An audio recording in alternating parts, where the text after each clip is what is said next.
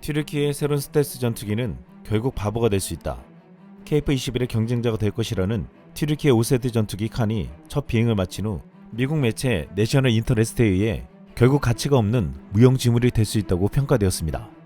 한때 KF-21 개발에 합류하고자 했던 튀르키예가 자체적으로 5세대 전투기를 만들겠다고 했는데 그들이 만든 것은 거의 모형일 뿐 날 수 있을지 회의적인 시각이 많았습니다.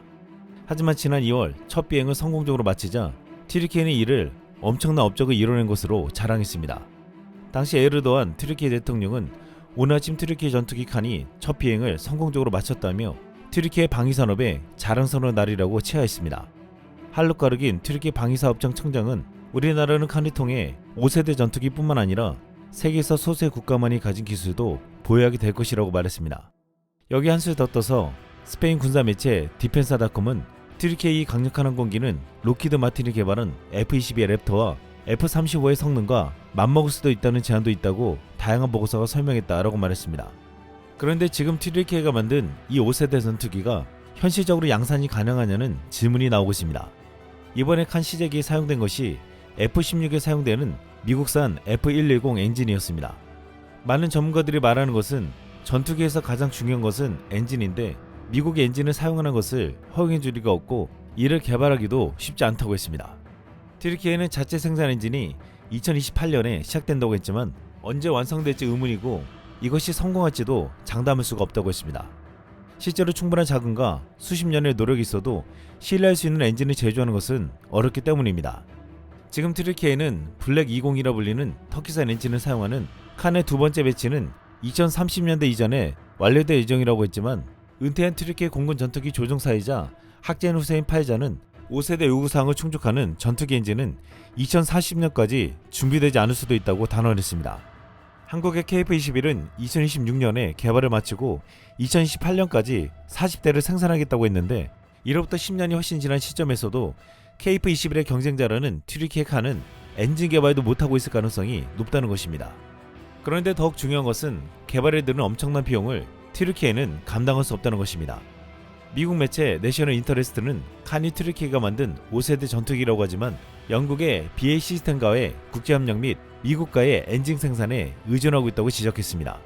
또한 내부 무기, 드론 제어, 지상 공격 기능과 같은 고급 기능을 갖춘 칸은 튀르키예의 경제적 어려움으로 인해 악화된 예산 제약으로 장애물에 직면해 있다고 했습니다. 대당 비용이 초기 추정치인 1억 달러, 1,400억 원이 넘게 급증해 300개의 기체를 생산하겠다는 계획이 가능한지도 물었습니다. 튀르키예 에르도안 정권은 최근 지방선거에서 참패했습니다. 현재 튀르키예는 천정부지를 치솟은 물가와 이에 따른 경기 침체가 엄청난데 지난 2월 물가 상승률은 무려 67%나 되었고 3월에는 68.5%로 뛰었습니다.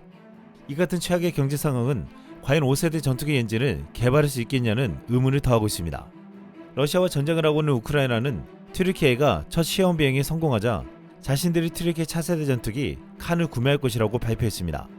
지난 바실 보드나루 튀르키예 주재 우크라이나 대사는 CNN 트루크와의 인터뷰에서 칸 전투기 도입 의향을 질문받자 우리는 구매할 뿐만 아니라 이를 사용할 것이라고 답했습니다.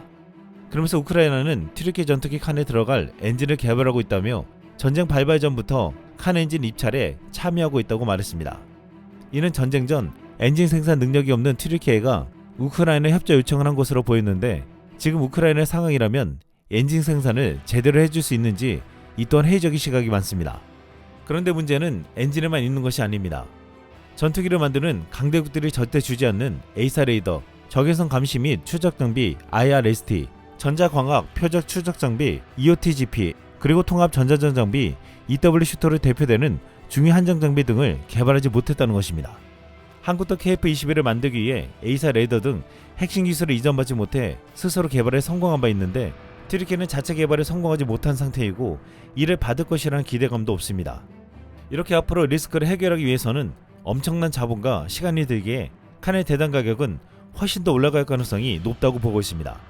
중동 매체 알모니터에서 튀르키예 군사 전문가 후세인 팔자는 1억 5천만 달러, 한화로 2천억에서 최대 2억 달러, 한화로 2,700억 원이 될 것이라고 말했습니다. 지금 KF-21은 대당 1,000억, 최대 800억까지 가격을 내려 수출할 것이라는 보도가 나오고 있는데 그렇다면 KF-21과 TFX 칸과의 가격 차이는 무려 최소 1,000억 이상이 난다고 했습니다. 튀르키예가 과연 이 5세대 전투기 개발을 완료할지도 의문이지만 2천억 원이 넘는 기체를 살 국가는 나오지 않을 것이라고 했습니다. 이 시점에서 인도 한 유력 매체는 중요한 보도를 내놨습니다. 지난 3월 인도 유라시아 타임즈는 KF-21이 인도 AMCA 튀르키예 칸을 제압했다면서 한국의 보라매가 첫 공중구비 시험을 실시했다고 보도했습니다. 지난 3월 19일에 KF-21의 공군 KC-330이 공중구비에 성공했는데 이로 인해 1회 구비로 항공기의 작전 범위를 최소 50% 이상 확장할 수 있다고 했습니다. 방사청은 공중구비는 현대 전투기의 필수적인 능력이다. KF-21의 작전 범위와 시간을 확대해 장거리 임무 등 공군의 전투 능력을 극대화할 수 있다고 말했습니다. 이 매체는 성공적인 공중구비 시험은 KF-21 개발의 중요한 이정표를 의미한다며 KF-21은 장거리 작전 능력을 강화해 공군의 전투력을 급상승시키고 한국의 위상을 확고했다고 평가했습니다. 그리고 지금 스텔스기 개발에 힘쓰는 나라는 한국뿐이 아니라 인도와 튀르키예도 최근 5세대 전투기 제작 계획을 발전시키기 위해 노력을 확대하고 있다고 설명했습니다. 인도는 3월 초 5세대 전투기 설계 및 개발 프로젝트를 이제 승인한 상태이고 튀르키예는 지난 2월 칸 시제기가 이제 막 첫 시험 비행을 성공했다면서 KF-21의 개발 속도에 대해서 부러움을 드러냈습니다. 중국이 2017년에 실전 배치한 스텔스 전투기 제20조차 아직까지도 공중구비 시험을 못하고 있는 상황에서 시제기를 만들자마자 바로 공중구비 테스트까지 성공한 KF-21은 대단을 보일 수밖에 없었습니다. 중동 매체 알모니터는 칸에 갈 길이 멀다며 8개 정도의 시제기를 수천 시간의 지상시험과 시험 비행을 통해 배치해야 하는데 이 비행은 계획된 대량 생산을 지연시킬 가능성이 높다고 보았습니다. 무엇보다 거대한 프로젝트에 자금을 지원하기 위한 자원을 찾는 것도 어렵다고 했습니다. 그런데 지금 튀르키예를 믿고 있는 국가들이 생각보다 많습니다. 믿기보다는 5세대 전투기를 살 수 없는 아랍이나 투르크 세계 및 남반구의 많은 국가가 튀르키예가 만든 스텔스 전투기를 그저 기다리며 살해한다는 것입니다. 이들 국가는 미국이나 유럽에서 5세대 전투기를 살 수 없기 때문입니다. 아제르바이잔과 파키스탄은 이미 이 프로젝트에 부분적으로 참여했다고 했습니다. 현지 매체는 칸은 튀르키예와 그 5국의 안보 필요성 때문에 탄생했으며 생산 외에는 다른 선택이 없기 때문에 살아남을 것이라고 했습니다. 하지만 이것은 개발이 성공한다는 것과는 다른 말로 성공하지 못해도 끊임없이 개발하겠다는 것으로 들렸습니다. 이에 지금 놀라운 속도로 개발하고 있는 KF-21은 많은 국가들에 의해서 실제 구입할 수 있는 옵션이 되었고 최근 태국을 비롯한 동남아시아 국가들과 중동의 UAE, 사우디, 카타르 등은 러브콜을 보내고 있습니다. 미국을 비롯해 유럽과 많은 나라들은 지금 KF-21의 개발 속도에 놀라고 있습니다. 또한 한국은 그 어렵다는 전투기 4대 핵심 기술을 스스로 개발했습니다. 하지만 아직 엔진 개발을 하지 못했는데 현재 자체 전투기 엔진 개발에 들어갔습니다. 1979년부터 항공기용 가스터빈 엔진 개발을 해온 하나 에어로스페이스가 대규모 투자를 통해 항공기 엔진 개발을 하고 있다고 알려져 있습니다.